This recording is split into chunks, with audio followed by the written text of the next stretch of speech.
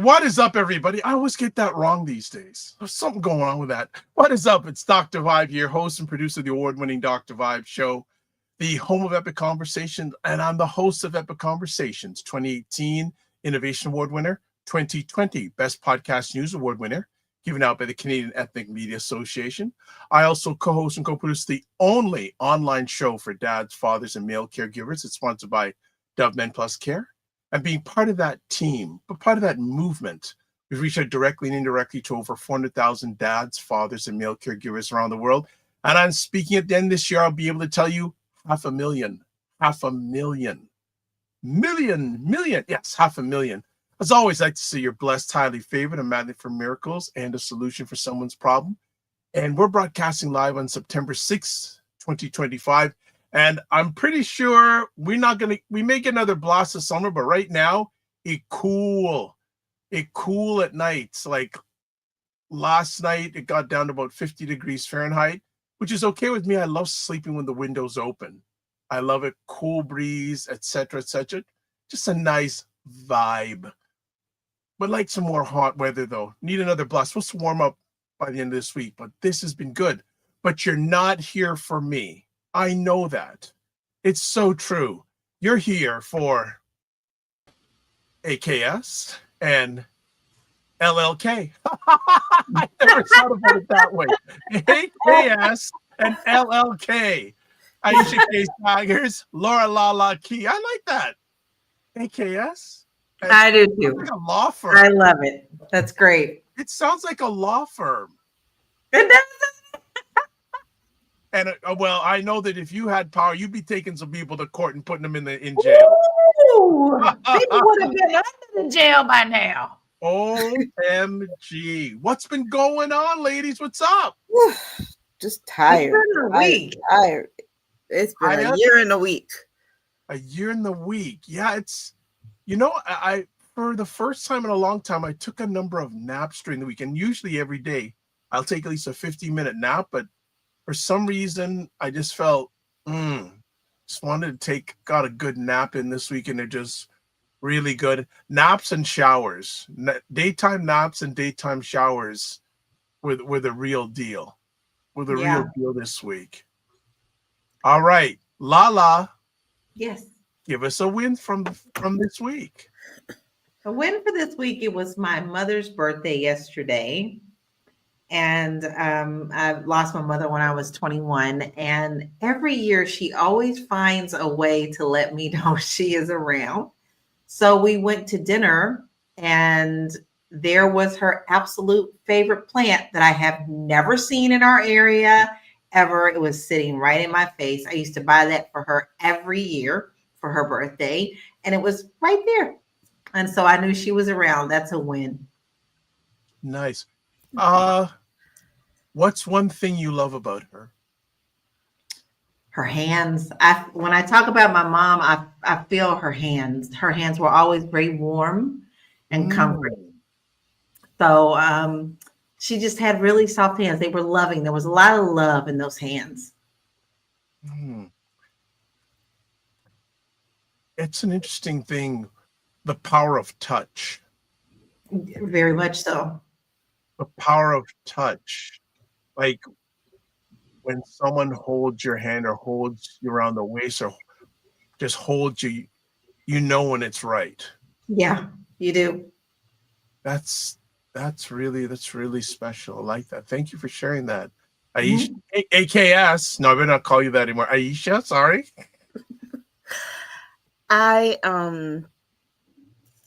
I got a perfect score on one of my first assignments this semester. Wow. I love it. I'm so excited for you, Aisha. I am so excited for you going back to school. It's funny because I finished this assignment before the first week of the semester. Wow. Because I was like, I'm a little bit older and I get tired. So I love it. I love it. I need to get these things started early. Man, I don't know if I've had the mental fortitude to go back to school at this time. Yeah, and there were 3 parts to this assignment. So I did the first part, and then I went back after doing some more of the reading, and then did the second and third part. And so I'm really proud of myself because I really worked. I did all of my I did all my reading, and yeah. I laid out a time management schedule for myself and just really focused. Of course, having to get up at 4:15 in the morning to leave the house at 5 to take my daughter to work at 6 has had me on a steady study schedule. 4:15 in the morning. Yeah, so that I'm ready by 5 to take her to work, so she gets there by 6. You're better than me. Yeah, I am not a morning person. That just made me cringe. No, I'm not either. And then I get there, and then I go and I get a coffee, and then I go to the library and I study. I feel like a foreigner. I am not a coffee person. I love coffee. Well, I'm tired right now. You probably can't see it, but we can tell. Look, I could go to sleep. Well, I can go to sleep. Here's the funny thing. If it wasn't for Aisha's mother, she may not be on this screen right now or hearing her. Tell us what. Yeah, because my mother had to come wake me up at 4:15 this afternoon because I went to take a nap at 2:30. She's like, "Don't you have your at 4:15?" She's like, don't you hear your alarm? Don't you have your podcast at 5? Wow. Oh, wow. Yeah, that's right. Yeah, that's right. Wow. Because I went to take a little nap. In the funniest thing was earlier this week, I did oversleep to take my daughter, and my mother was like, she said, "What time she got to go to work?" I said, she has to be at work at 6. She said, "It's 6:05, right?" Oh. Thankfully, I was like, "Ooh." So there was that, but thankfully, some things worked out.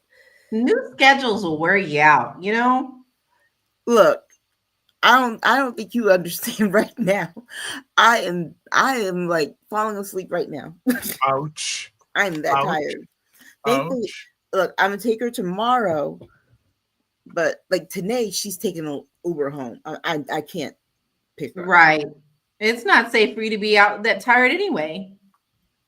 Exactly. And the only reason I'm doing it tomorrow, taking her, is because it's dark in the morning and I don't like her being on the road with strangers that dark in that morning. So yeah. Yeah, it's creeping in. Yeah. Dark earlier. Yes, it is. I don't like this time of year. Not my favorite. It is? Why? Look, I'm born. Oh, no, it's not. I'm a fall baby and I don't like the fall. It's not my time of year. Me and my daughter are both born in the fall. Back, spring forward thing. So do you think should we just leave it the same all year round? Leave it alone. Just leave it alone. Yes. I mean, I just really don't like the fall. And some people like this time of year because of pumpkin spice, pumpkin everything. Oh. I'm like, give me a nice summer day. Why can't September be in the summer? Listen, I can drink pumpkin spice at any time of the year. I don't have to have it in the fall. I mean, I don't understand. And I think September. She said, I don't understand. I don't understand. I don't understand. I mean, I would like September to be in the summertime. I mean, let's switch out June and September. It was a hot one though this year everywhere. I mean, Dr. Vibe, you're talking about the weather. We had some nice cool days, and then today it was 83 degrees. Wow. We haven't had we're gonna get some more weather coming up in the week, but it was like 50. Look, it was like 54 degrees in the mornings all this week. This morning when I took my daughter out, it was like 74 in the morning, and then it turned 83 later today. It doesn't make any kind of sense. But there's no such thing as climate change. Nope, not at all. No, not at all. And this blubbering blob talking about, oh yeah, we're gonna get rid of the windmills. I don't like them, so we're not having windmills at all. They're terrible. They're terrible. Meanwhile, Germany has now developed where you can plug in solar panels on your patio just for your unit. You're kidding. Nope. You can take it with you wherever you go. You can get you a little solar panel and put it off of your patio. Well, what is it? Scotland? Was it Scotland that they put a whole bunch of solar panels and the wind turbines right across the lake from his golf resort? Yes. He doesn't like them. He thinks they're ugly, so they put a whole bunch right across. I love them. That's the type of people I like. All right. Mm-mm. We're going to take a break. We're going to see if we can resuscitate Aisha and make sure she's buoyant with us for the next little bit. And when we come back, we'll do some housework, and then we'll get into the more I know, the less I understand. That's all I'm going to say. We'll be right back. Black Men Can Talk, a show where Black Canadian men come together to have real, unfiltered conversations about life, culture, and community. The doctor, professor, Chevy X. Because people always say indigenous people don't exist in the Caribbean. I was speaking to my indigenous friend from the Caribbean like 3-4 hours ago. I think it'll be very interesting to see, how things unfold in Canada. And I think the way we need to combat that is through collective struggle. Master. Yeah. We got a master class tonight.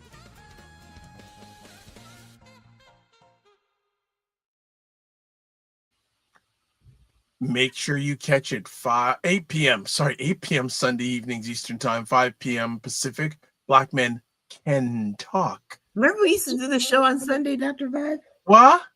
Yes, remember we used to do a show at 7 p.m. on Sunday. Oh, those were the days. And then there was Wednesday. Oh, we've been all over the map, but I think we've landed where we are right now in a good way. All right, let's do some house stuff. The Girlfriends Chat, make sure you catch it on Patreon and mostly on Substack. And I am enjoying Substack immensely.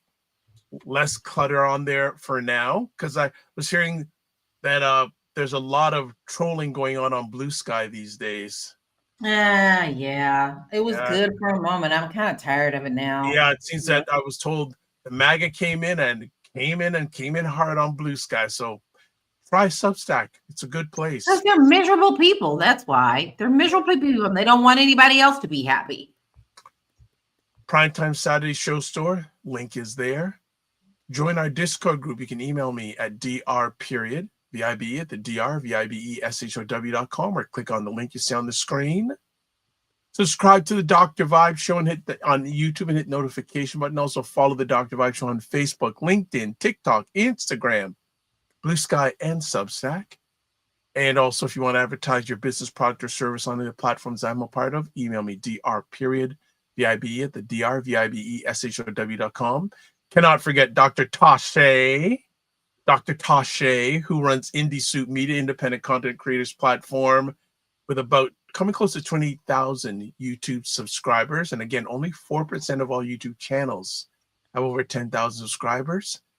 There's a link there, and a lot of content that I do is featured on that platform. Got some people who have shouted in, so let's get on with the family is here. So let's get down. Jen Meyer says, hello, everyone. Hey, Jen. She gives Aisha a big clap, clap, clap for getting that assignment done.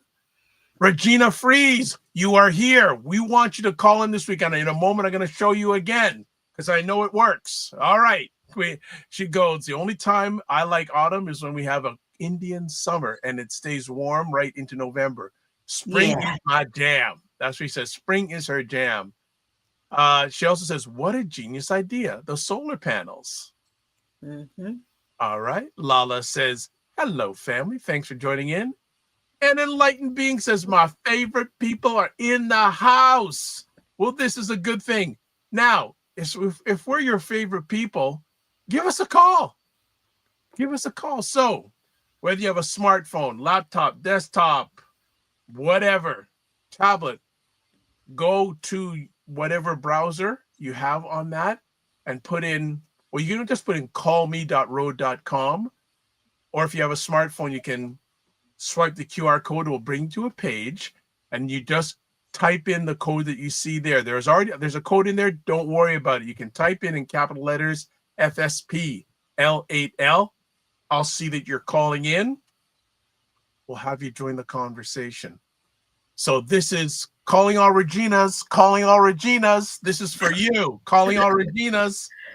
Hopefully we can hear from you and anyone else that's watching this live. All right. So let's get to our first conversation piece. Epstein victims speak out. I'm glad they did. Yeah. I'm really glad they did. Because here's the thing. For Ghislaine Maxwell to sit with Trump's appointed former lawyer, first of all, let's be very clear who that man was. He's the deputy AG, but let's be clear of who he was. He was Trump's lawyer who was asking questions that were specifically made up by Trump. Let's also be clear about that. To sit there and call them liars on tape because she wants a pardon, and to not even interview the victims. So I'm glad that they did that. They did that part, that they went and they testified before Congress, because let's also be clear that the reason that Congress is just getting back is because Mike Johnson sent them away early.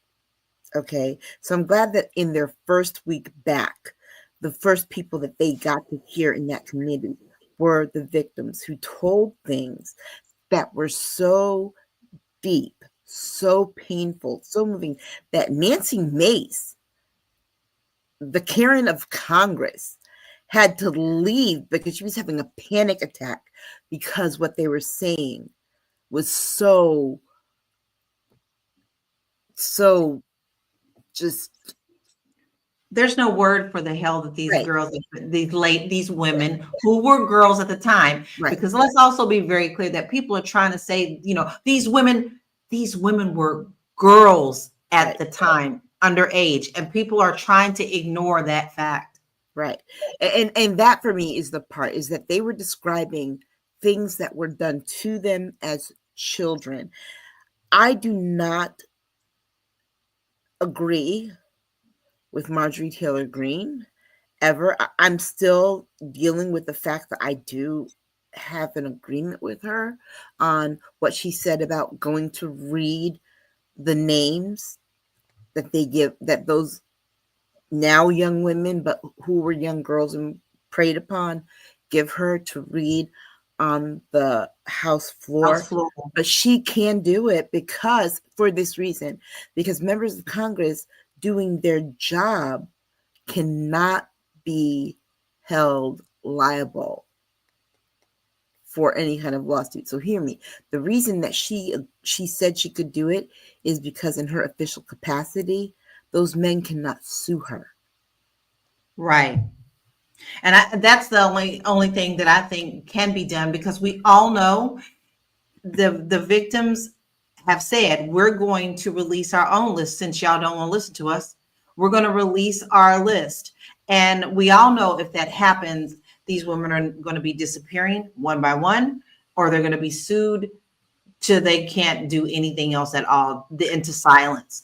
So and that is why them writing the list is like, they can't be sued for writing this, because basically they're not saying that we're making a list and we're going to release it.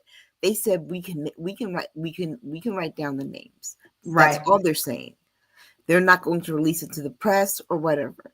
They said we can write down the names. That's as far as they went, because them writing down the names holds no legal, it will hold no legal weight, and they cannot be sued for just writing down names. And members of Congress cannot be sued for reading those lists of names. That is the good thing about that.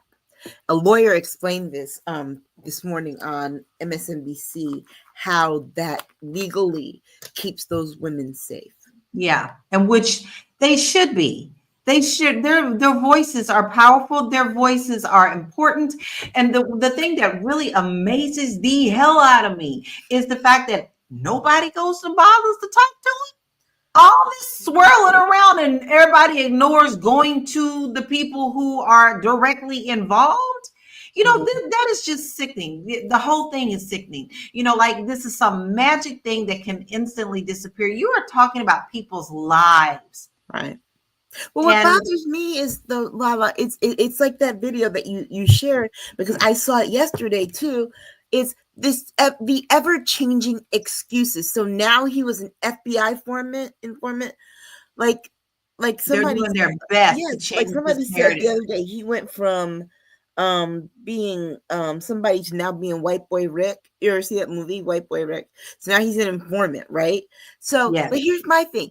If he was an informant, then you didn't need to go through all these dramatics the last 3 months. You could have just said that and released the unredacted file. Because here's the thing. If he was an FBI informant, there's no him and hawing that you need to do. You could have just released everything. You don't even need to redact his name. Nope. If he was the FBI informant, you think people are stupid? And what does he do directly after that? He immediately, after all of the victims had a chance to speak and everything, what does he do? He goes straight to the GOP and he threatens them, saying that if anybody speaks out or agrees to vote to have these files released, that it is a direct hit directly to him, and he considers it treason. Oh yeah, they're trying to get Marjorie Taylor Greene unseated. But here's the thing. You can't have it both ways. You can't call it a hoax. And that's the disrespectful thing. Him basically saying these women what happened to them as a hoax.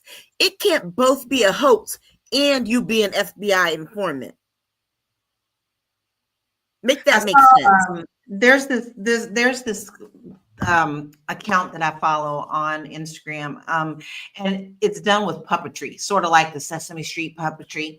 And they have this orange monster. Okay, he's an orange monster. You know who he's supposed to be. And they hit it so on the head that it was like so serious. Like he's like, there is no Epstein list.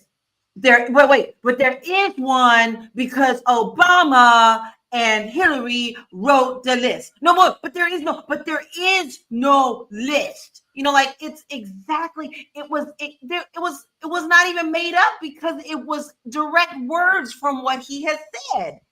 You know, this is way too long for right. this. There's no list, but if there is a list, Obama and Hillary Clinton created, but there's no list. But if there is a list, it's only full of Democrats, but there's no list. But if there is a list, now you tap into something else. There's no list. If there is a list, it's a Democratic hoax, but there's no list. But if there is a list, dude, shut up. No. And so the other thing that came out, I mean, see, there's so many layers to this, y'all. This is beyond onion layers. The onion layer can't get peeled to the next layer because there's about 5 layers within that one layer. So he goes and he says, you know, if we release the list, we're only going to put the names of the Democrats in there. We're going to make sure that all Republicans are not marked in this document. Right. And how did we already done that? That part, how that came out was, dude, you were telling somebody you met on Grindr. Hot mic. When he didn't even know he was being recorded. Hot mic from someone you met on Grindr who turned out to be an investigative journalist. You can't make this stuff up. And at what point do people wake up with this man who, everything's a hoax? This man made up a hoax about something that he created, wants a Nobel Peace Prize for, but can't even admit to being the person in office at the time that the vaccine was created, because his people hate vaccinations. And then they continue to put him in for these Nobel Peace Prizes. Have you noticed that? Now they want him in there for something else. Well, I don't even know what it was this time around. But this man is obsessed with absolutely everything. He is fucking deranged. We have a madman in the White House. And if that's not enough that we're talking about all this, other stuff keeps coming out. Like under his first term, how he killed innocent fishermen. Yeah.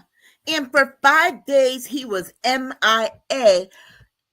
And while he was MIA, his vice president said, I am ready to step in if and when, not just if and when the time comes.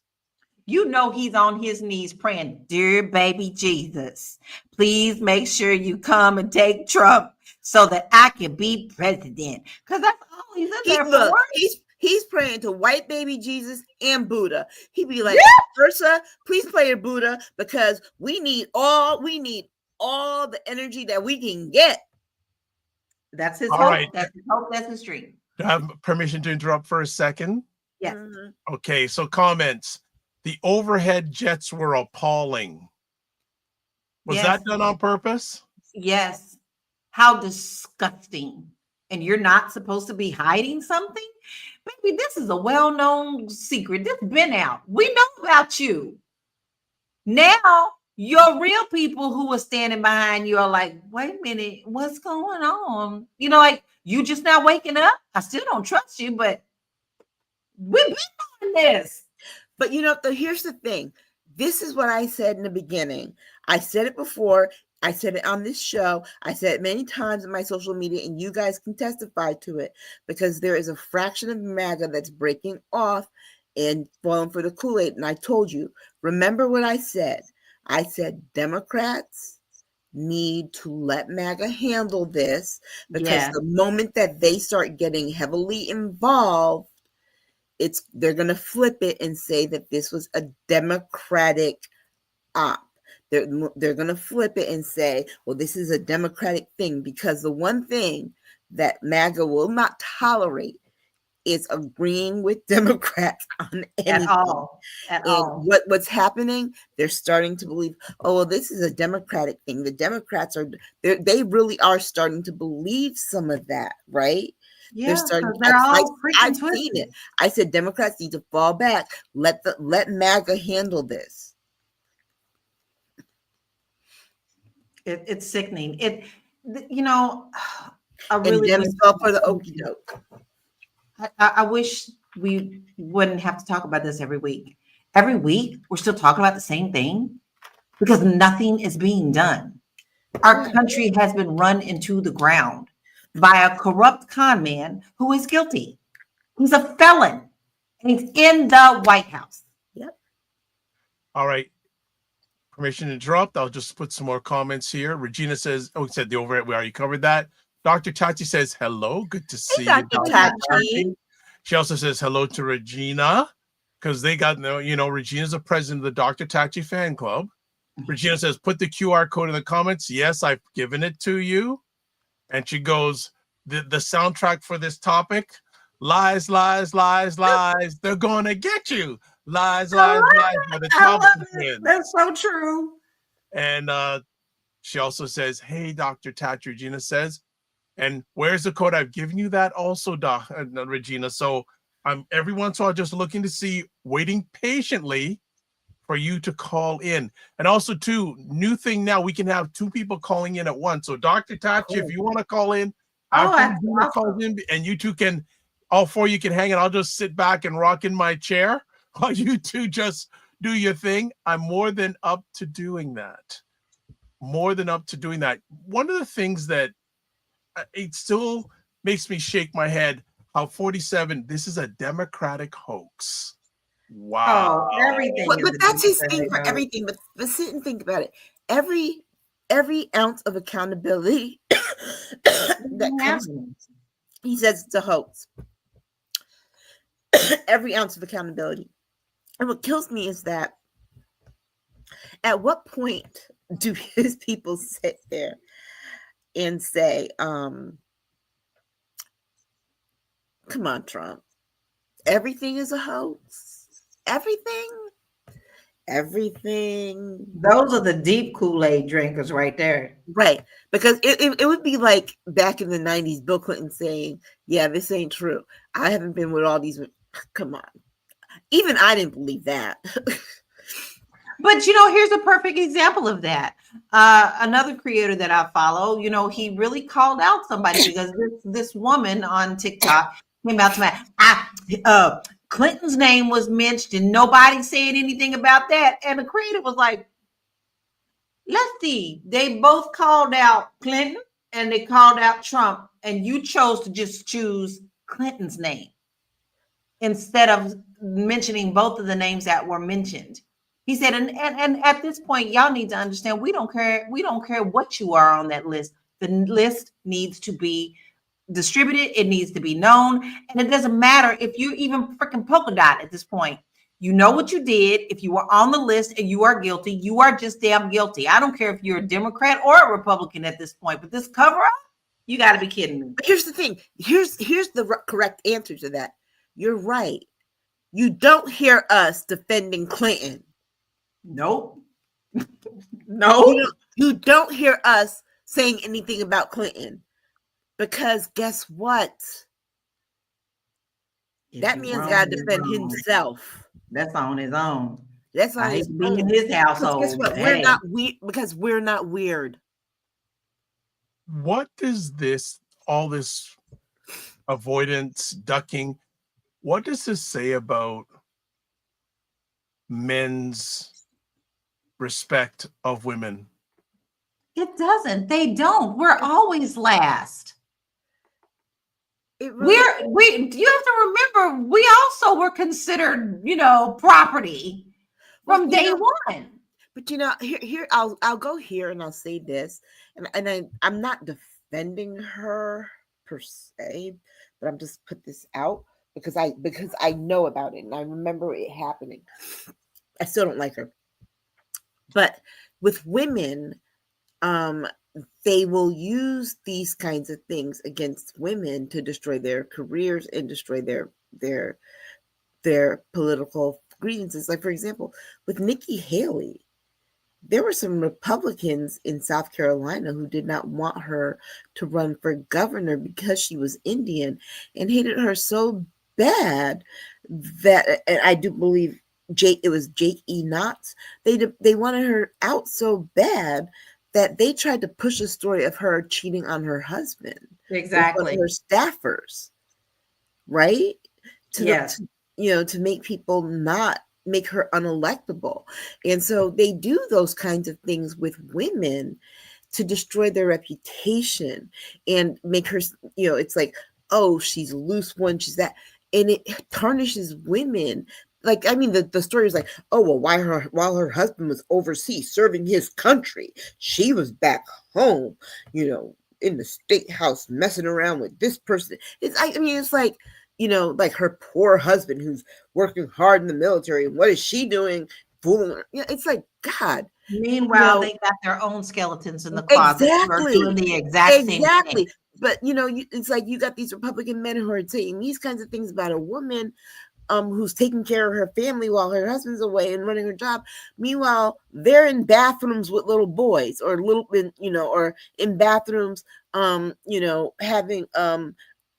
DL relations, right? So they will try and ruin women that way.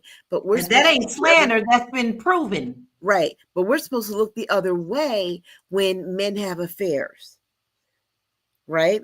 So so that's what it says about that. It's a way to push women out of politics, but we're supposed to look the other way when it's men or men with multiple affairs, multiple children, babies, mamas will get elected. Donald Trump, Bill Clinton, or people look what they tried to do with Barack Obama, right? Remember the Obama girl during the first election? Yeah, they tried to use that on him. Oh, wait. Now, this is a good point to put in this Epstein files as well, because as we know, Victoria did have the victim that they claimed committed suicide. She did not commit suicide. You can't convince me of that. She knew it. She even came out and said that she was not suicidal. She had a trigger for if something should ever not happen to her, that certain things would be put into place. And one of them was a video or an vocal tape of the things that she's going to, and the book is coming out, right? What they have done now with AI, with that recording that they have of her, they have taken her voice and had her say, here's what's really happened. Obama came, he liked the Island Boys. And so this AI thing now has been interjected into all of this. And of course, people who don't understand AI and understand that could be copied very, very well to a T. We were just talking about AI. You put your face in, hey, you're already moving and drinking water, right? It's the same with the voices. Yep, now, all if you need you're is not 10 seconds smart, of clear audio. if you're not smart about listening to the things that AI can't do yet, then you're going to be fooled by that. And so that was really circulating around on the social media as well. And I would look at those comments and I was so disgusted with how many people was like, see, we told you, Obama. He has this fascination with Obama that he just wants that man gone. Obama lives rent-free 50 million trillion times a day in his head. And so anything that MAGA can do to try to drag Obama into this, or anybody that he hates, remembering that that's target number one for him, they're going to do. So I urge you and I implore you to understand where your sources really are and to really be judgmental in your head on what is the purpose of this, where is this coming from, and really listen to the nuances that you need to learn to see and to also hear what has been created by AI. You know, I think the Obama thing is so funny because it would be different if the press corps dinner, the jokes Obama made about him came at him unprovoked. Yeah. And Obama made people laugh at him and he was trying to get revenge. He must have forgot that he started antagonizing Barack Obama with the birtherism stuff. And so he asked for it. He forgets that part. He asked for it. And it's like, dude, you're trying to get revenge on someone you literally hate because he's better than you. Because you spent years going after him, and in one night he had a whole room full of people laughing at you. But then to add insult to injury, at Jimmy Carter's funeral, when you thought that you were making friends with him, he didn't call you after a funeral. Because he remember he did that. He's like, oh, I like him. He's really nice. You know, we had a good talk. Well, yeah, we could be friends. I thought we could be friends. And Obama didn't call you back. Girl. Just, you know, kind of like his friend. His feelings were sincerely hurt this week because he wasn't invited to the dictator's ball. Oh, baby, and wasn't that something to watch? Yes, when he wrote that on his little True Social thing, because the dictators didn't invite him to the dictator's ball, his feelings were hurt. Let him be, because he's the butt of all jokes anyway. Talking about they don't know America's the hottest country. Oh boy! Just when I heard him say hoax, when I heard him, so all those ladies standing on Parliament Hill are hoax. Yeah, all of them. Here's the thing. It tells you what he thinks about people who have been. He has no empathy, no sympathy, no empathy to even say, I am so sorry that they had to experience that. I just want to interrupt. I have permission. I think we have someone calling in. Hello. Dr. Tachi. Dr. Tachi's in the house. What is up, Dr. Tachi? Not much. You summoned me, so I said, okay. Okay. Well, what do you say about these Epstein victims speaking out? Well, to me, it's a function of the fact that because nobody else is doing anything and seems to be throwing things under the rug and trying to sweep things under the rug and create fires everywhere so that nobody pays attention, since they cannot rely on the people who are supposed to protect them doing so, they took power into their own hands. And so bravo for that. I have a question for all three. Well, look, okay, there's some more comments here. Regina says, I do have a microphone hookup, but I just moved and I have no idea what box I stuck it in. Can't help you there, girlfriend. Can't help you there. She also says, the pick-me Karens who are dissing the victims make me sick. Yeah. And Dr. Tachi said, what rubbish. Let me ask, what would this story be if it was all Black women? It wouldn't be. Me. There wouldn't be a story. Look how long it took for anybody. Look how long it took for anybody to believe the victims of R. Kelly. Thank you. Did Nobody cared for 30 plus years because they were Black girls. Hmm.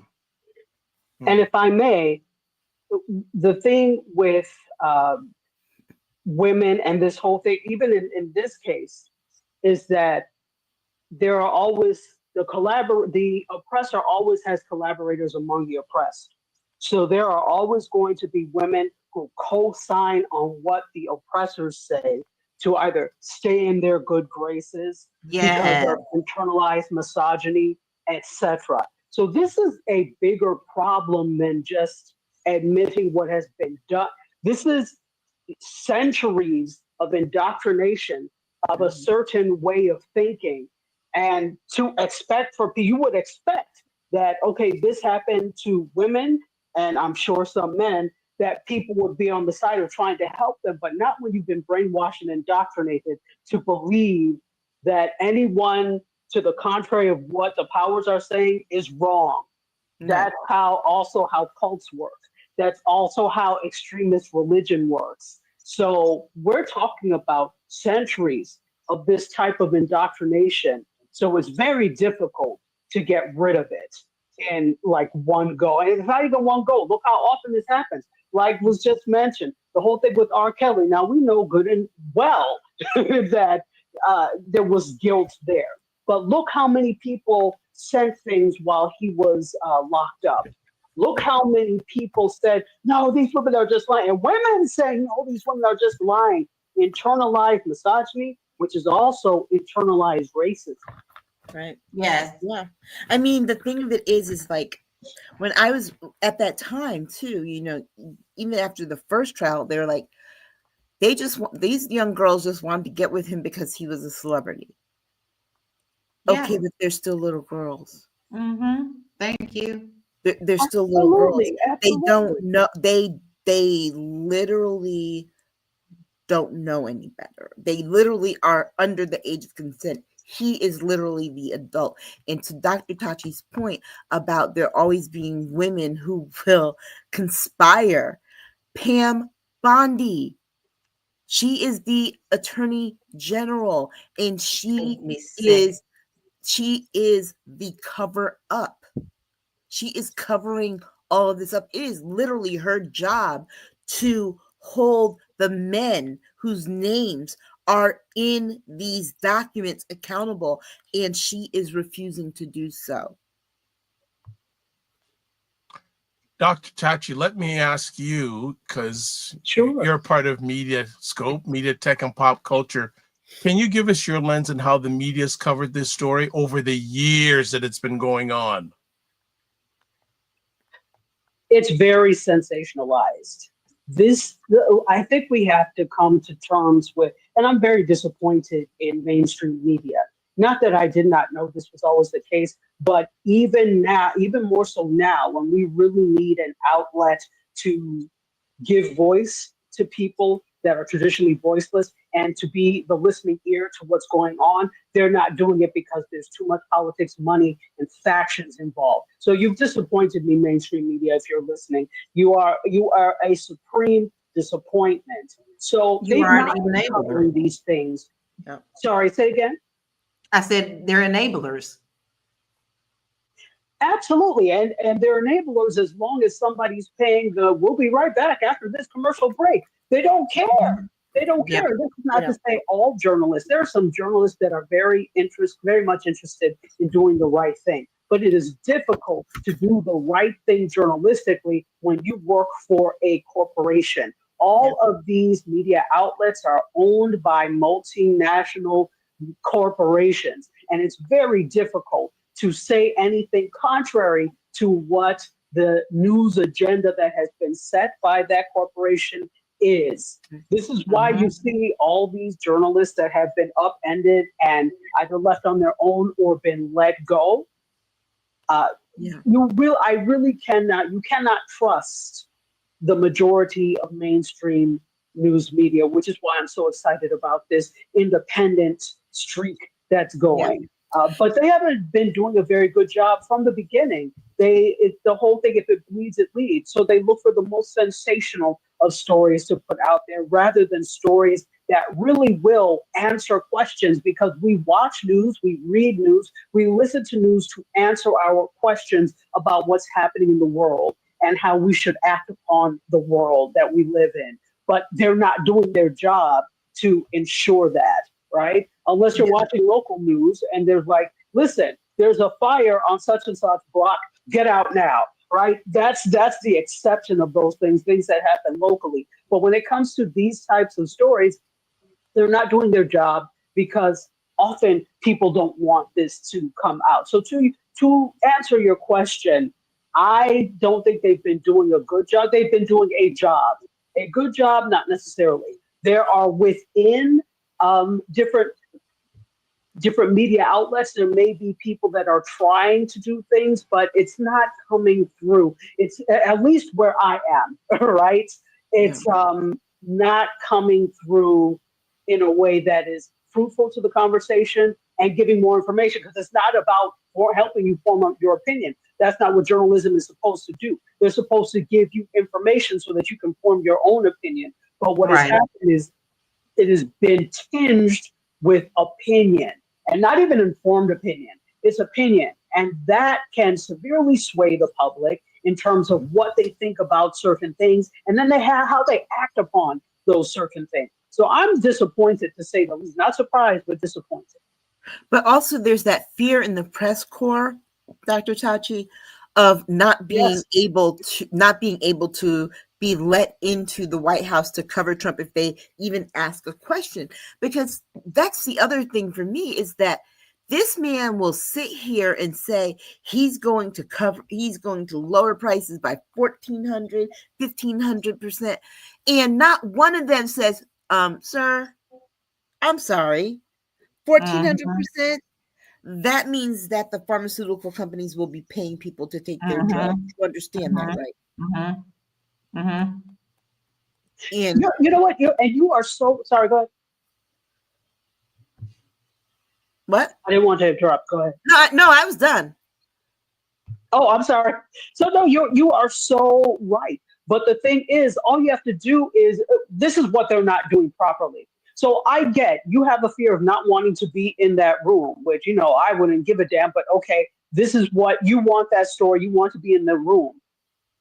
They're not asking the hard-hitting question. He's saying all these things, but what you do is that you juxtapose the information that you got in there, which is from, you have the video, you have all of that, and then you juxtapose it in a story against what is actually happening, but they won't, because they don't want to be shut down or called out on it. So they have all the information they need if they have somebody in the room to be able to not even draw definitive conclusions about what is being said versus what is actually happening, but they won't really do that. Yeah.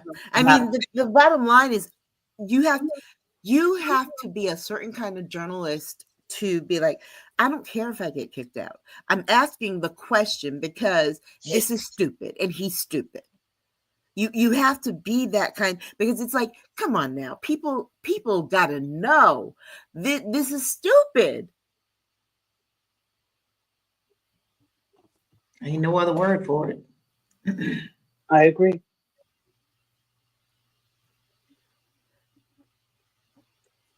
You're on mute, We Dr. can't Vibe. hear you, Dr. Vibe. Nope. I can't hear you.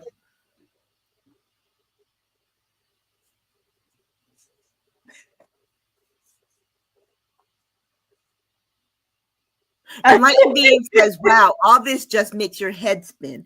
Regina Frisk says, I think that there are so many sexual abuse victims out there, boy, man, girl, woman, that a lot of the public knows from experience why the journalism on this story is not hard hitting. And Dr. Chachi says, absolutely, Regina. And Regina Frisk says, even during the Watergate era, the White House was telling public journalists reporting on the case were lying hats. And this is exactly where we are right now. We need to have journalists like the Watergate era who weren't afraid to tell the thing. This thing right here that's going on with this Epstein case is as egregious, more so than the Watergate era, because the president is involved in the sexual trafficking of children. He might not be guilty himself, but this man is damn sure acting like he is. And that's the problem. That's the problem I think that everybody is having, whether you be on the right or left. Everybody is having a problem with a president who wants people to believe he's not guilty, but is acting like a really guilty man. I 100% agree. I also think that we do need that level that we had during Watergate, but this is the age is really different. We have to understand that even regardless of the side, there was a moral line that you can't cross. Yes. Things. That line is gone. You can see behaving now, long gone. So when you have a moral compass and there's a moral line that you don't cross, okay, everybody can agree this was wrong because as a country, what we've set morally is this, and you all have not held that up. But where are the morals in this administration? They're not there. They're not there. And the worst thing is the morality in this country, for the most part, is set by Christian values. When you have so-called Christians that are there behaving in this manner, there is no moral line anymore, especially when it was set on Christian values. I mean, Jesus is weeping. I don't know what else to tell you. And you know what? The moral values of that era, the Nixon era, were such that Betty Ford stopped speaking to her husband for a while when he pardoned Nixon. She was mad at him for pardoning Nixon. Morals? What's that? Absolutely. Absolutely. And then, here's the thing. When we look at that, we're talking about Watergate, and that's really still overlapping with the civil rights movement, right? Which the whole reason that had to happen was because there was a lack of morality. They were trying to convince themselves that was the moral thing to do, but they knew deep down, people, even though you behaved in such a way, you still knew this was wrong. You knew this was wrong, right? Hence why you put things in place to try and mitigate what was done, because you knew it was wrong. So even for the hardest of immoral acts, such as the racist acts that occurred, somebody knew it was wrong, even if the sociopaths who committed them did not know. Somebody knew it was wrong, and they had to enact it. Here, what's happening is even the people that know that it's wrong, those in the GOP that know that it's wrong, they sit and do nothing.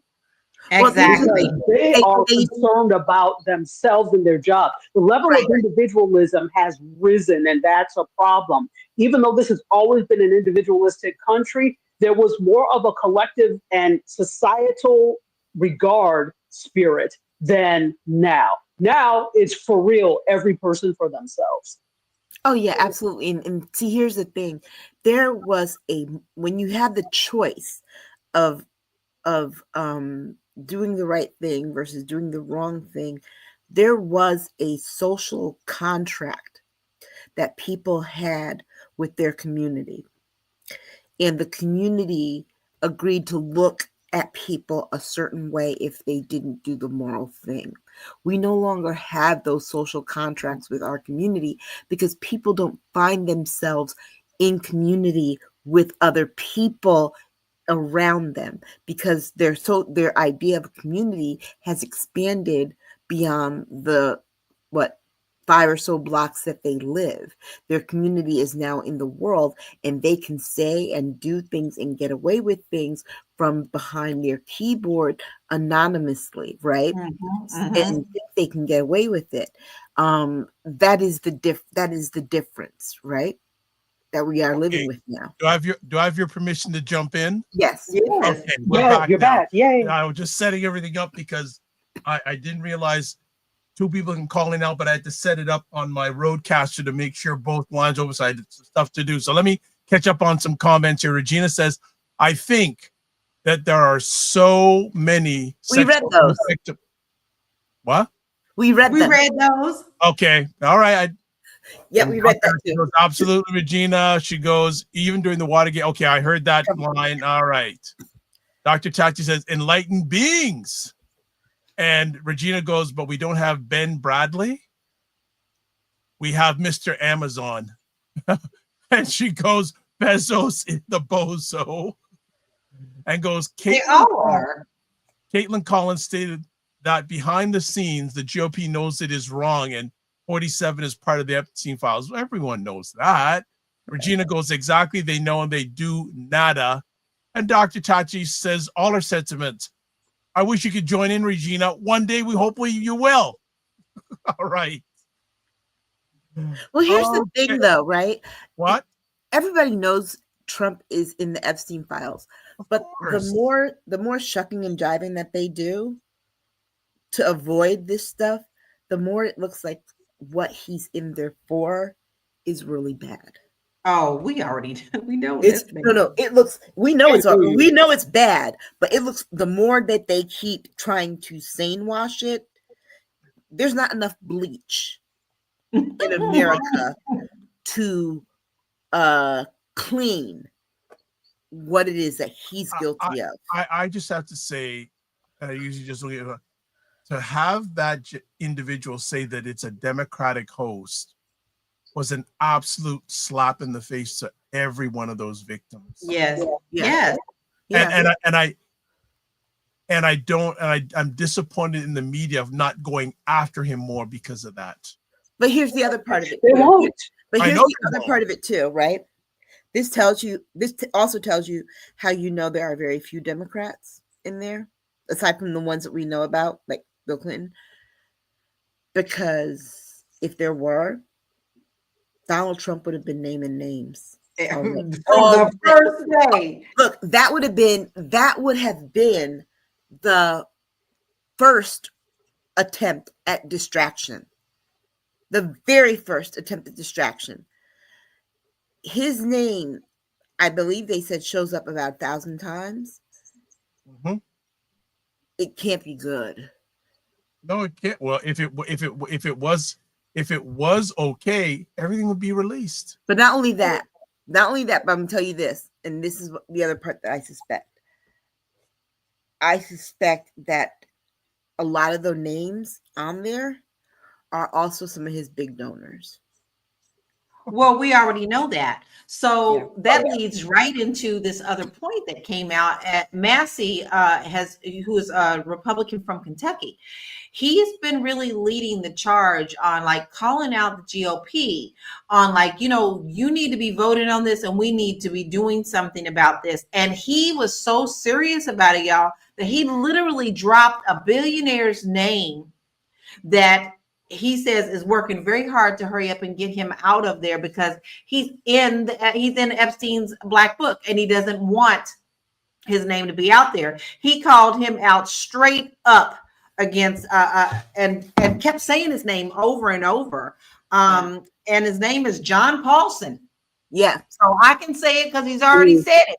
But if you look it up, because he's like, I'm at the point now where I'm willing to call out names of people who are trying to pay. He's willing to lose his seat. Yeah, he knows it. All right. He knows it. Regina goes, what about the DOJ guy who got caught saying on a hot mic that they are removing all the Republican names? Yeah, the one from that had the date on Grindr. Here's the thing. Now that they said it, now that it's out there, they can try. Cat's been out of the bag. But now here's the thing is that the committee knows about it. Mhm. So it's gonna be a problem. Well, first of all, Dr. Tachi, do you want to stay on for you got some time to stay on for some more conversation? Because I know you always got lots of things going on. Oh, sure. No, and ladies, do you mind if Dr. Tachi joins you? No, absolutely. Sure. Because this next conversation. That's the question. Do they mind? No, because this next Anytime. conversation, yeah. Okay. She's in Florida too. Okay. And that whack-a-mole Negro needs to be talked about. Before we go to the next conversation, Regina, this is what the screen should look like. After you put in the code, enter your name and the joint. For example, I'm gonna put my name in. Oh, the Hinge dating app. Okay. And you should get underneath. Well, you can't see it because it's in black. It say join call. You click on join call, but hey, if it ain't happening, it ain't happening. It's no problem. And Regina says it was on the Hinge dating app. Yep, you got it. All right, let's move to our next conversation. That's a really funny name for a dating app for somebody who was unhinged to be on. Enlightened Being says, I wish I could call. I'm at work, blah. Oh, well, hey, if you're on a break during the call, or you can get a quick call in, no problem. Let's go to our next conversation piece. Oh boy. The American healthcare system under Robert F. Kennedy Jr. Okay, wait a second. Before we get to the meat of this, Lawrence O'Donnell did a takedown the other day that was so good. His father caught a stray. Okay. I was like, oh, why is the daddy in it? But yeah, because the way that he said it was that even RFK Jr.'s father, when he was nominated for Attorney General, people didn't want to confirm him because they thought he was unqualified because he had never been a district attorney. But at least he was a lawyer. Is what Lawrence said. He said, at least he was a lawyer. Ain't nobody safe no more. Huh? I said, ain't nobody safe no more. Anyone watch Kennedy's testimony this week? I saw it. I watched it. I saw parts of it. I saw clips. He's hard to watch. He's hard to watch, just like Trump. He's freaking hard to watch. He's a kook. The worms in his brain. But you know who didn't watch it and probably should catch it is Trump. Yep. And Trump said he didn't watch it. It's obvious he didn't watch it. Of course he didn't. Because when I say that the Republicans dragged him, they dragged him through the dirt. Especially the two that are doctors. Yeah, but they didn't ask him to resign. Only the Democrats did. Of course. Right. Surprise. But, my God. Do I have permission to interrupt? Yeah. Mm-hmm. All right. So periodically, I'm keeping up with Michael Wolff. And I know people have their thoughts on him, but he had a very interesting story. Was it Joanna Coles from the Daily Beast, who hosts that podcast, asked him, why is this guy around? And of course, the main reason that Kennedy's around, because 47 loves the Kennedy name. Yeah. Yeah. All about I've got a Kennedy as part of my government. Kennedy name. We don't want him. He likes the essence of the Camelot dynasty, right?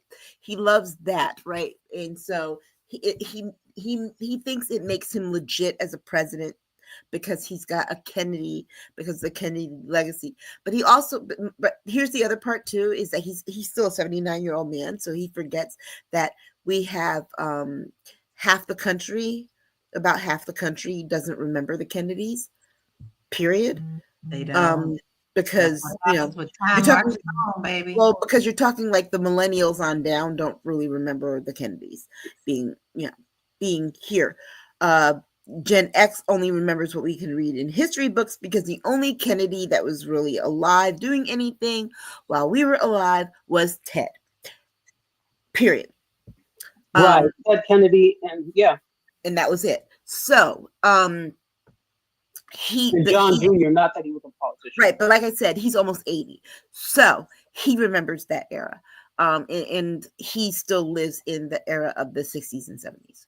So yeah, that's a big thing. But what you should not do is put anyone in charge of the American healthcare system who has no scientific background or medical background, is barely a lawyer. RFK Jr. is an attorney, and he's not a great one at that. But he is definitely not a doctor. He is definitely not a scientist. Therefore, he should not be advising anyone. Don't forget he called Kamala to ask if he could have a position, and she said no. So Right. What did he do? He went to Trump. Exactly.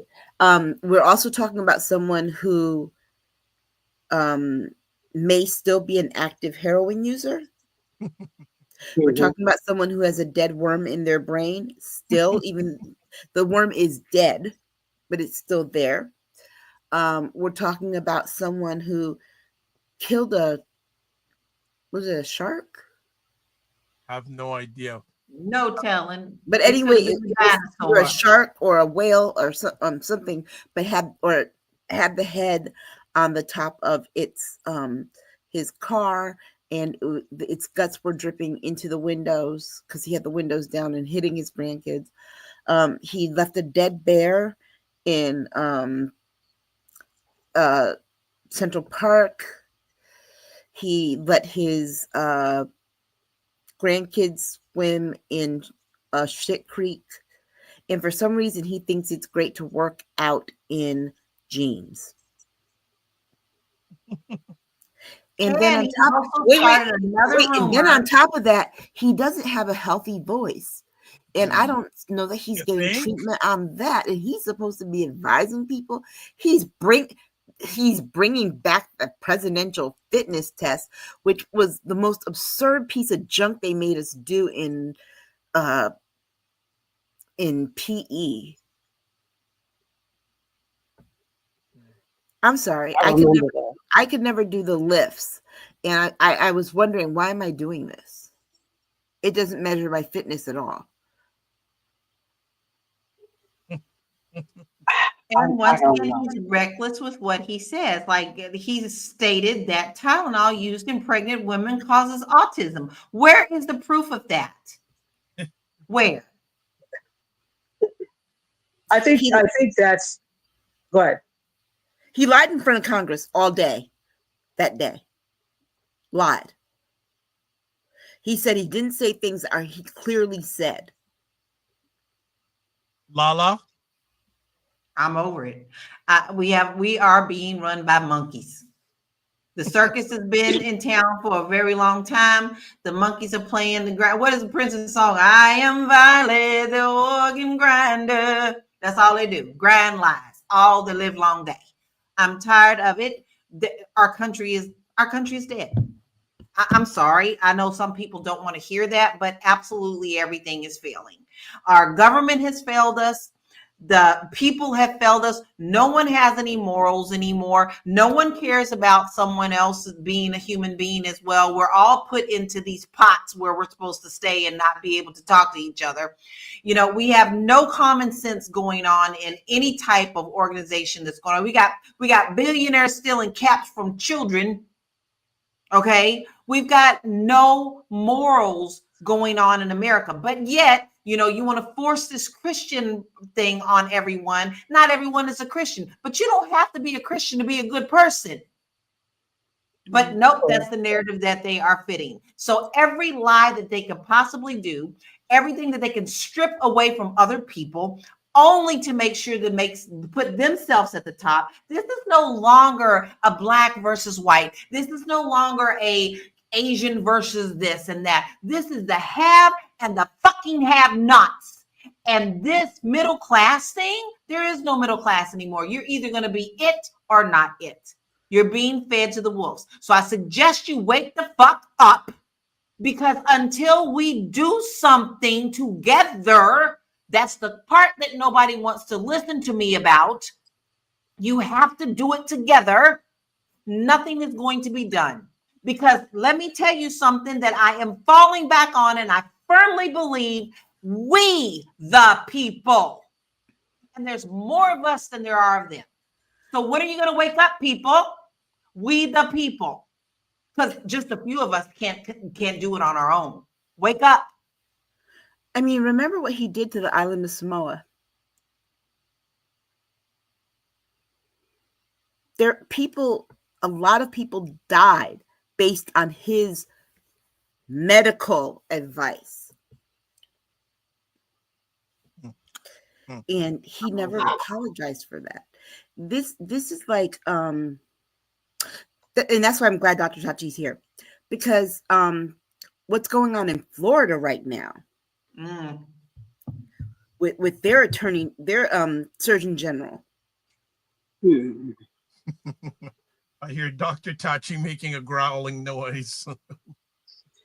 But honestly, this is just Florida as usual.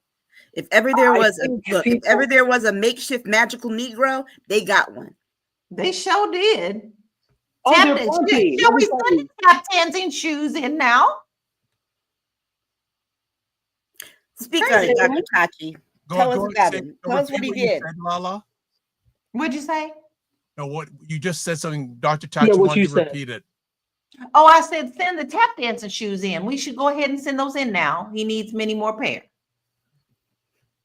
Oh yeah, listen, Block and Capizio are out of tap dancing shoes now because there's so many willing to do it that they've sold out. For those of you that dance, you'll know Block and Capizio are dance shoe company. So this is the thing. This is unfortunately business as usual here. I think sometimes people, and Lala, you understand a little bit about Florida.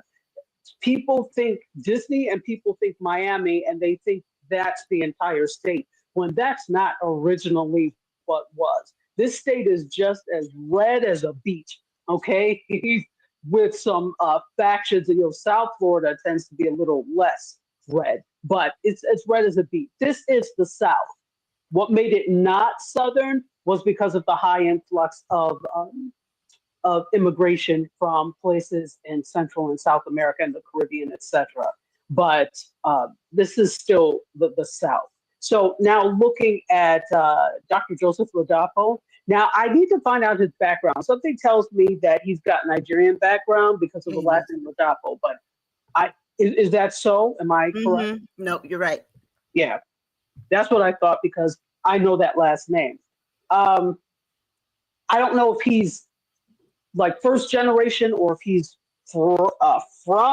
was born in Nigeria, but that's a whole other kettle of fish when we look at that and some immigrants that are willing to side with them because they don't understand the complexities of being of color in this country because it's something completely different where you're from. So in Nigeria, there are problems, but it's a class problem and a class problem and an ethnic group problem rather than a quote race problem, right? So the understanding of that is different. That doesn't mean they can't understand, but they don't have that context there. So then they come and number one, you believe everything that's fed to you about certain groups. Number two, you don't have the context of Black Americanism, if that makes any sense, because that's not your experience as a Black person. And to be honest, I'm just going to say the Black American experience is not the entire experience. And so looking at it, at it conversely. I think this is also part of the problem when we come to the quote unquote diaspora wars quote that we've been hearing about lately, and to all of people participating in that, shut up. It's stupidity, but it comes from the fact of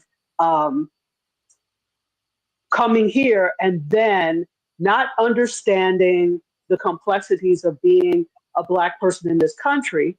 But conversely, Black Americans also have to understand that the Black American experience is not the only Black experience, nor is it a superior Black experience. Black is Black. We're all from the same place, just ended up in different places. And I know there are differences in terms of the way we do things, etc. But that's not what I'm here to talk about. I'm here to talk about the thing. This state is a swamp. With the exception of northern Florida, but this place is surrounded by water. It's a swamp. And what is like the number one organism that causes disease? Mosquitoes. Yeah. So we're talking Zika, we're talking malaria, we're talking all these things. Malaria has been eradicated in this country for a while. All we need, though, is for somebody to come from someplace else where malaria is still a thing, come here, and because you don't want vaccinations or you don't want to eliminate things, that's it. Albeit there's an injection. I don't think there's really a vaccine per se. There are pills you can take, etc.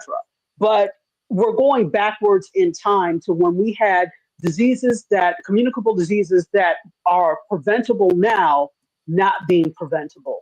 Exactly. Because of false information. And I think that's very dangerous. And the thing is, you have a lot of people here, and I can't be nice when I say these things. I'm going to call it out. You have a lot of people here who are undereducated. And I don't just mean formal education, but undereducated in the fact that they wait for other people to tell them what the case is, rather than researching in the right places. And so all they need is somebody to say, oh, well, vaccines cause autism, and they will believe it rather than do their own work, because that's the type of state this is. That's the type of people that exist in the state. Not everybody, but there are large numbers of that. Number two, you have large numbers of people who immigrated here from other places, and they immigrated here for like a better life and to do things. They didn't come here for school. They didn't come here to research. They didn't come here for things. So it's very easy for people who want to stay in this country to get them to believe anything. This is part of the problem now. And this is not calling people who immigrated to Florida uninformed or unaware, but that's not what they came here to do. And that's not their background. So why should they start to do it now?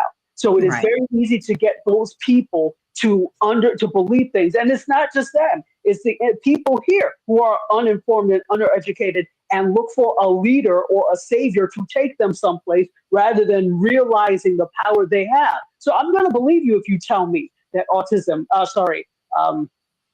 vaccines cause autism, and I'm not going to research it. And this is what they rely on. Right. This is exactly what they rely on. And there's been this whole campaign of untruths throughout, taking things out of history books, sugarcoating history when it comes to enslavement and other things, making sure that there are no measures in place that ensure that the quote, the least of us can rise up to everyone else. And nobody seems to do anything about it. Like, nobody really seems to do anything about it. So this whole medical thing, this so-called Surgeon General, is really just a symptom of a larger campaign of spreading untruths, of dismantling systems that have been in place. So when you have a weakened state, the strong, quote, rich ones are able to rise above. Yes. Yeah. And the sad part is like you said, malaria hasn't been in this country in forever. The same had been true with measles, but now it's back, and it's back with a vengeance, right? Yeah. And so we're going to start to see things that we haven't seen in a long time come back, like chicken pox. chickenpox. You don't really hear too much about people getting chickenpox anymore because, they pretty much are vaccinated. Like people our age, we have to get shingles vaccines because we have the chickenpox antibodies from getting chickenpox because there was no vaccine when we were little. But, like my daughter won't have to get a shingles vaccine because she got vaccinated from chickenpox. But we're going to start seeing things like if we see measles now, guess what follows measles? Mumps and rubella. Yeah. Because that is the vaccination that they did the three together: measles, mumps, and rubella, together.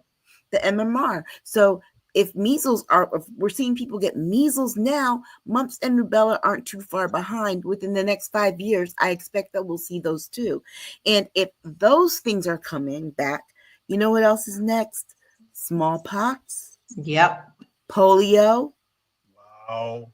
All kinds we already had a case of plague in California, so yes, all these things are coming back because RFK Jr. hates vaccines. Don't forget but let's be very clear. He's vaccinated.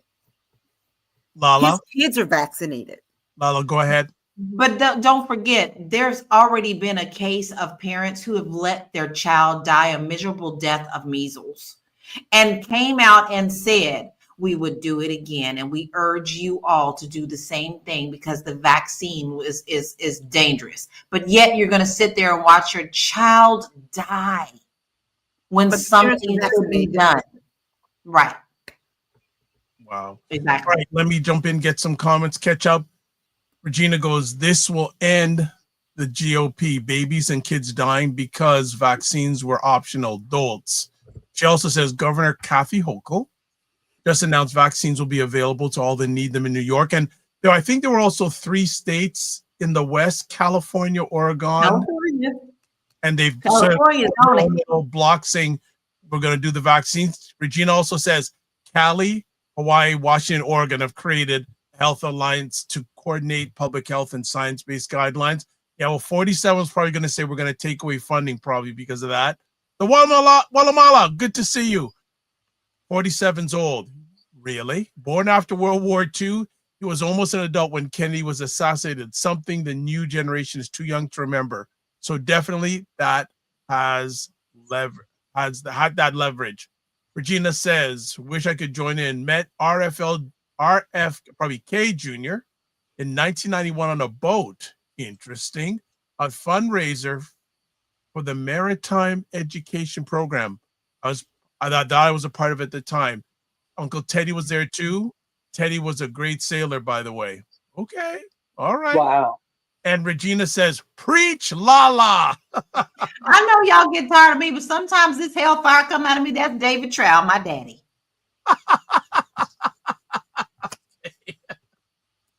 It's all good. I just, when I look at that, John, and I hear him, I go, this is health. This is health. But see, the way that they have it is set up is that, remember, the CDC makes recommendations for vaccines, which is how healthcare companies decide to cover them. He fired the CDC people who make those recommendations because he did not agree with them.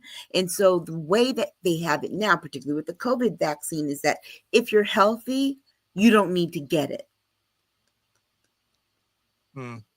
Regina also says it's a Pandora's box of misinformation. Yeah. Now, go ahead, Lala. No, I was just saying, I heard Dr. Tachi. Yo, go ahead. Dr. Tachi wanted to say something. Go ahead. Yeah, this has implications beyond just here. But let's start with just here. I would not want my child in a public school. Listen, I will educate you from home. If this is now a mandate that kids don't have to get vaccinated before they come, who knows? Already, grubby hands don't wash themselves, and wash their hands anyway. So now you're coming with your unwashed hands and unwashed selves to school full of measles, mumps, rubella, rickets, scurvy, and whatever else has been eradicated. And now here you come and you want to infect my child. So it's, again, this individualistic nature of, well, I don't want the point of vaccines is not just for your stupid child, it's to protect everybody else. And because we don't think like a collective, we think individualistically, we think, oh, well, it's going to harm my child, and therefore, no, which it's for everyone. It is to protect the public. That's why it's called public health. So that's one thing. Now you're going to have children going to school sick. We already have a system that does not reward people for staying home, and that includes parents who would need to stay home to take care of a sick child. So they'll go to work, and here they go to school. Super spreader event, just going to school. Right. On top of that, isn't that part of the plan? It's part of the plan, but now part of the plan because of the plan. Mm-hmm. But they believe that kids will get natural immunity by going to one at a time. Let Dr. finish.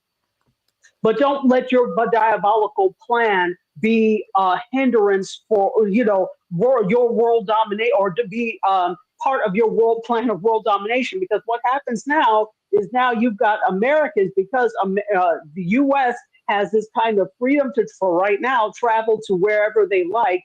They don't like to wear masks because it's about them, and they're uncomfortable, or Americans are uncomfortable wearing masks, so I'm not going to do it. Whereas you look at other countries, we wear masks to protect everybody else. And so now they're going other places, spreading these things to other countries, endangering other countries. So if I were you, other countries, you need to get stricter on who you let, which Americans you let in. They need to be vaccinated. If they're going to come into your country, they need to show vaccination records, or at least be of certain age where that will be possible, or show vaccination records or get revaccinated, because it is very selfish. It's one thing, do what you like in your own country, but don't come into my country and now spread your germs because you didn't believe in doing it there. So those are the two things: the spread of these diseases in American public schools, and also Americans traveling abroad spreading these things because they're taking children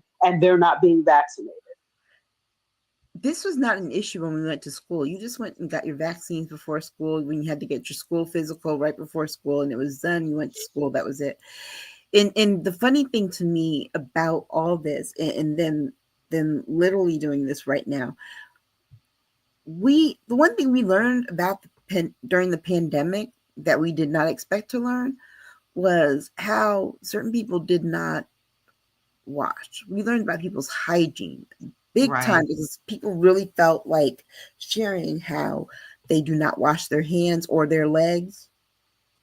Mm-hmm. Yes. I had big debates about it too. I was like, really? Y'all debating about hygiene?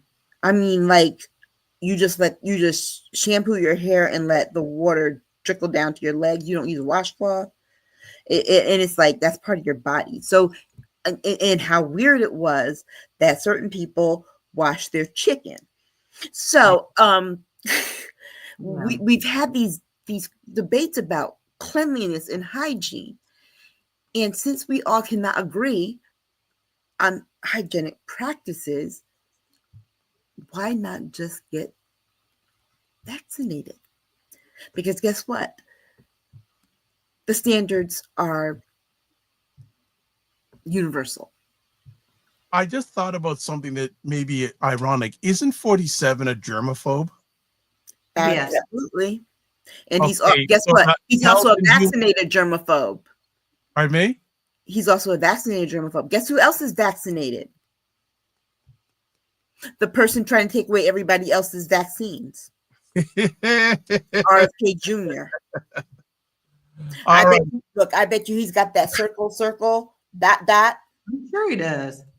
All right. Some comments, and we'll move to our last conversation topic. Regina says, now they're saying pregnant mothers taking Tylenol cause autism in babies. We mentioned that.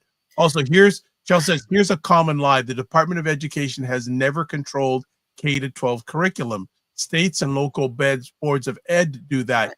Yet there is this widespread lie that the DC department controls what is taught nationally.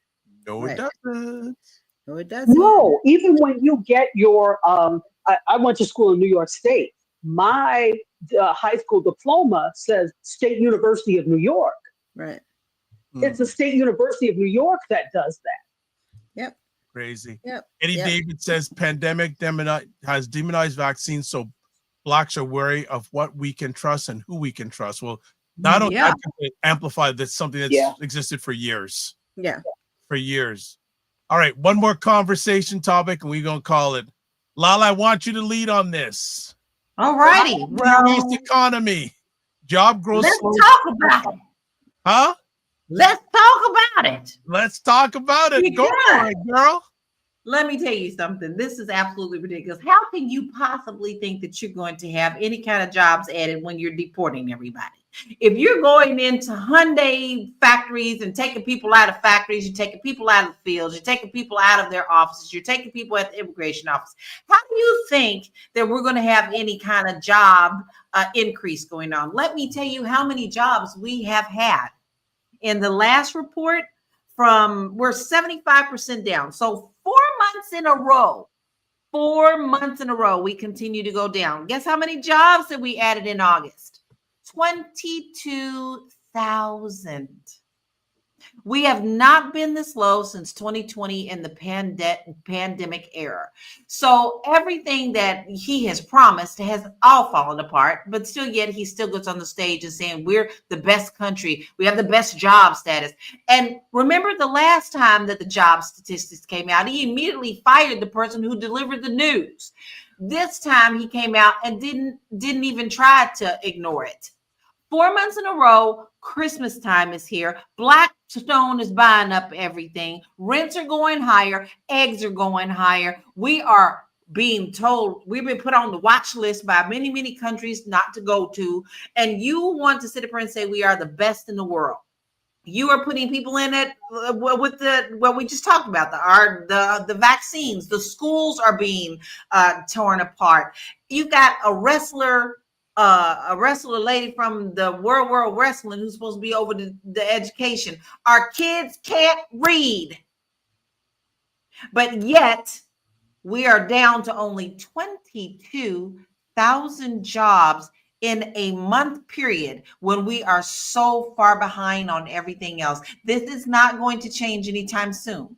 When you are taking the people who are doing these hardworking jobs that white folk, wahites, as a good friend of mine says, don't want, what do you think is going to happen? We as a community are not the ones who are on the welfare. If you look at it historically, it's never been us who've been number one on the welfare. So what do you think is getting ready to happen with all these people who can't get jobs because only 22,000 have been added? I can guarantee you this number is going to go down before the end of next month. It's going to continue to go down because you are the one who is busting the bubble. You are the one who is the problem. So don't come out here telling people lies when there are no jobs for them to get. Well, but wait, you know what he said though? He said, it's not the real jobs number because you won't get the real one until next year.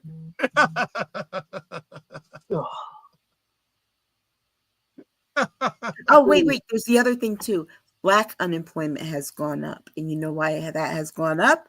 Because the thing that Black people, specifically Black women, have been told most of their lives, get yourself a good government job because it's a stable job. And Black women, 319,000 Black women have lost their government jobs. I'll intro for And the Black unemployment rate is 7.5. He's hiring for ICE. People are lining up for them ICE jobs and bonuses. Look, I told my daughter, I said, what if I got one? Oh, are you Marissa Menendez? No, you're J-Lo. Oh, okay. I'm sorry. This is Jennifer Lopez. This is not Marissa Menendez. I don't know how I messed that up. Okay, I'm sorry. Go. Right? Exactly. I'm but like, no, I told her I'd be naming famous people. No, when you look at the mentality of those people who are getting those jobs, do you know how many immigrants are signing up for that job? It's sickening. where everyone wants to eat each other's young. This is why we're not great, and this is why we won't be great until things are corrected. But see, this country was never built on a solid foundation. You hear me say it every time I'm on this show, and I will not stop saying it, because when you build things on sinking sand, they cannot stand. No. No. Okay. Regina says that's 440 jobs, new jobs per state.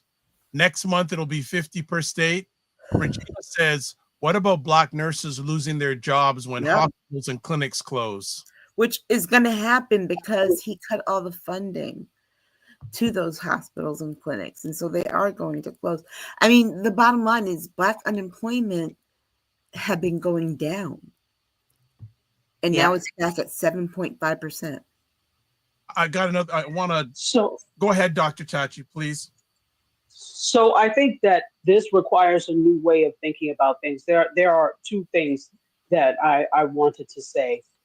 In terms of Black unemployment, I saw something, I don't know if you all saw, that Tabitha Brown, of course, I bring media into this, had made a comment about that had to do with Black unemployment and entrepreneurship, right? And she basically said that you saw that. I saw that, well, this is not going the way that you want to go. You may need to go ahead and go get a job. So there were mixed reviews with this. Some people are like, so you're mad because she's saying because your business is not doing anything, so go get a job to pay your bills. But then on the other hand, there were like, you saying this is implying that Black women are not working jobs and doing things as they're trying to, you have a dream funder as they're trying to build their dream. And that's like a slap in the face. So there's been, I'm sure you've seen lots of conversation about this. But the reality is that because that so-called good government job with benefits is no longer promised, and let's just be honest, was not really promised from the start. Right. This is what has forced people into, I have to do something, I have to make my own, similar to the ways that people did before when you were not allowed to come into some of these jobs, and all you could do was be a domestic, work on your farm, be whatever the case may be. That when that was all you could do. So people, and you could not live in neighborhoods with non-melanated people. So you had to build up your own neighborhoods, but of course your neighborhoods needed services, so you started businesses. This is not different, where because there's a need, people are tired. Okay, let's just say people are tired, Black people are tired of the same old, same old. Many are like, there has to be a better way. I need to work for myself, right? And so many are attempting to start their own businesses. So out of this unemployment crisis, there are people that are attempting to start their own businesses to, I think, which kind of hits this point harder when somebody is saying, go and get a job, how some people may feel like, okay, you're dismantling the whole thing by telling us to go and get a job. That's not saying don't pay your bills, but it's also saying, we already know when you're starting a business, it is really hard to have another job and still, create and do things for your business to a level where it can succeed. It's difficult. Let's be honest. So I wanted to bring that up because that the unemployment piece ties in directly to that. And she's not the only one that is saying that. There have been other people that have said that in the past. But if I'm to make a prediction, there'll be more Black women and more Black people trying to be entrepreneurs to really make ends meet and do things as this crisis continues. But here's the difference. This time it can't just be in the typical types of services. Oh, and there's another thing I want to bring up, but just can't be in these typical types of services. You need to learn to master AI. You need to make your business international because you can't rely just on here. Clearly, we've seen this. So we have to become multinational mini corporations that master AI in order to do these things and other technology in order to do these things. Go ahead. I do have another thing, but go ahead. Go ahead, Dr. Tachi. Me go ahead. Yeah. Okay. Yeah. So, and I lost. Oh, okay. I lost it. Now I was so excited. I lost it. I'll come back to it. There was another point I had to this. I'll come back to it. I want to ask, what is the impact to the Black family and Black culture with over 300,000 Black women losing their jobs in America? I think it's not the same that I think it is when I see when I see white people having these meltdowns on social media. It's not the same because we're used to being last hired, first fired. That this has been our reality in this country for so long that we know how to navigate the uncertainty of this type of instability, right? So it's going to be hard, but we know how to navigate it. So we have I don't want to call it strength, but I think we have reserves of resources. We have reserves of ideas and creativity to help us get through periods like this. And I think that some other communities don't. LaLa? So the crash out's not going to be the same. LaLa. No, I agree with Aisha on that. But here's the problem. We've done this in our communities for generations. We knew how to take care of each other. Where I worry is at some point we stop teaching our children these basics.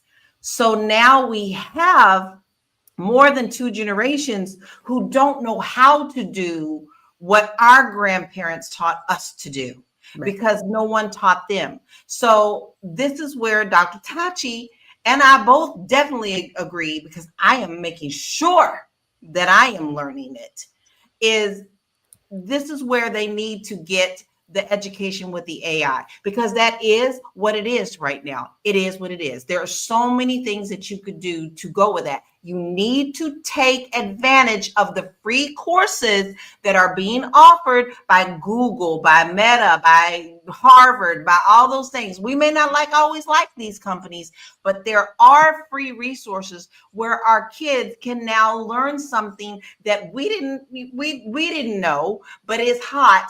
But you need to get that education in their hands now. Otherwise, inflation's going up, babies. Listen, I don't care if you have 4 5 jobs.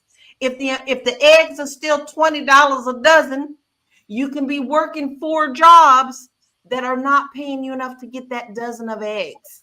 So you're going to have to put your focus on the things that are important right now that will help you launch this generation into it. How is this going to affect our communities? We're not letting our kids do this. We're letting them stay in these phones. We're letting them listen and twerk on these songs. Now, listen, there's a time and place for everything. But I remember when I grew up that if a little girl was doing a certain dance or somebody was doing something, their mamas would turn around and say, "Go sit your fast tail down. Go read a book." We need to get back to those basics, because there's a couple of generations that are missing the point. Dr. Tachi, I'll give you the last word. Sure. I think what needs to happen, well, what is happening is, I agree with LaLa and with Aisha, but what's happening is we're raising our children with a scarcity mindset, Right, that this will not be around tomorrow, so we have to. Now, this is not saying, don't say Dr. Tachi said don't say, that's not what I'm saying. But if you look at the way other communities do things in terms of building wealth, they're not doing it by putting all their money in the bank and living off the 0.00000000001% interest that you get from your rubbish savings account. That's not the way they do. And so we're doing things from a scarcity mindset. We're also putting importance on stuff instead of assets, right? Buying stuff, et cetera, instead of assets. And this was the point that I wanted to make. We're also doing things back to social media. I don't know if you saw, but there's this teacher on social media who's also like a spoken word artist, and she had this whole poem, which was she asked everybody what they wanted to be, and there was this little girl in her class that said, "I want to be a baddie," and that type of thing. And then she went into the whole thing about she's hearing more kids talking about they want to be content creators. Where are the doctors? Where are the this? Where are the that? And I said, I get it, and that's fine, but that's that same mindset of scarcity. That is that same mindset of get yourself a good government job and you'll be okay, rather than create. Because my thing is, whenever anybody thinks of content creators, they're only thinking about like the influencers. Yes. Content creators.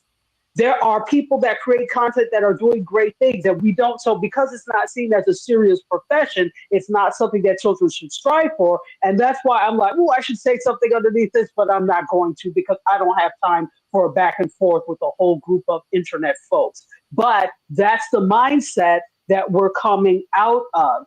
And guess what? When you're creating, that's also a business. If you're a content creator and you're doing it right, it's also a business. So now you are using the one-track mind to funnel our children back into the scarcity mindset of get you a good government job. That's our problem now. Mm-hmm. We have to, because they're already in school systems that don't teach them about entrepreneurship.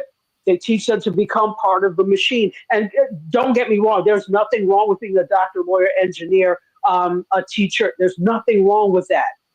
But that has been our problem to date, that we don't have enough people in positions of ownership and leadership. So when you keep funneling our children into those places and it doesn't lead to entrepreneurship or generational wealth, we're going to be singing the same song in 20 years, 30, 40 years. So that's what I'll say about that. Let's get out of this scarcity mindset and start cultivating children to own. All right. On that comment, that's it. Eddie David says, sadly, the same thing is happening in Canada. It is true. Same thing is happening with Black Canada. On that note, we call it a wrap. Dr. Tachi, want to say thank you so much for taking the time to jump in. This is one of the reasons I love this feature. You don't have to be camera ready. You can be part of the conversation. What's coming up with Indie Soup Media, and how can people touch base with you? Oh, yeah. So Indie Soup Media, we are now in our encore season. So we're replaying the entire, well, for some it's fifth season, some it's third. It really depends. But this past season, we're replaying all the episodes. So if you miss them, you'll get to watch them and have the creators in there while they are going live. And then we take a break, and then we actually will come back in November with the brand new season. So that's what's happening there. And if anybody wants to reach me, at Dr._Tachi on Instagram. Thank you, Dr. Tachi. Always making our conversations better. And please stay safe in Florida. I'll try. Thank you. Take care. Take care, Thanks, Dr. all. Tachi. Bye-bye. All right. Good stuff. Well, let's do what we always do with the ladies. Give their contact information before they, as we said, desert us. So first up, her name is LaLa Key. Yep, that's me. Guess what? We need to bring back the common and common sense, because we are all so scattered right now that if we don't really sit down and focus our efforts on the right thing, then we're going to lose it all. So think before you act. Really make sure that you are really checking into where your sources are, and then really sit with it before you act to find out where your resources could be best used. You can find me at my website at laurakey.net. I have some wonderful free materials there. With the inflation going up so bad, I do have a free budget guide there that you are more than welcome to download, because listen, the holidays are coming and people get a little woo-woo and happy fun. And this is a time where we really do need to get focused on keeping more funds in our home and putting them back into our communities. You can get that at laurakey.net. Thank you, LaLa. Next up, it's Aisha K. Staggers time. I'm so sleepy. Oh, you can find me on Instagram at akstaggers, on Medium at akstaggers.medium.com, at Blue Sky at akstaggers.bsky.social, friendomedia.com, and Substack at Aisha K. Staggers. See, she's tired. All right, something I learned from Lala. You can get a hold of me at one link now. One link gives you everything. So taplink.cc/the Dr. Vibe Show gives you everything, all the contact info, email address, all the different platforms I'm on, all on one thing. Before we go further, got Enlightened Being says, really great show. I love the passion. Thank you. And hopefully you'll be able to call in the future. Hopefully. Find a way. Step out on break and use that smartphone. Yes. And also you can catch replays of Primetime with Aisha and LaLa on the Dr. Vibe Show on YouTube, Facebook, and LinkedIn, and on my website, thedrvibeshow.com. All right. That's it. That's it there. Let's finish with this. Live your life as a dream. If you can dream it, you can make it. Sometimes you have to get small to get stronger. Block assumptions. Aim bigger, aim better, aim higher, aim wider. Love, faith, and respect. And if you're not making money, make history. And try to do both. And if you can't, make it better. All right? So as always, God bless. Peace, well, keep the faith, walk good. And thanks for another incredible program. And if you haven't subscribed to the channel, the Dr. Ice channel, let's do it. I want to get to 1,900 subscribers. So if you haven't subscribed, tell other people about it. God bless. Peace, well, keep the faith and walk good.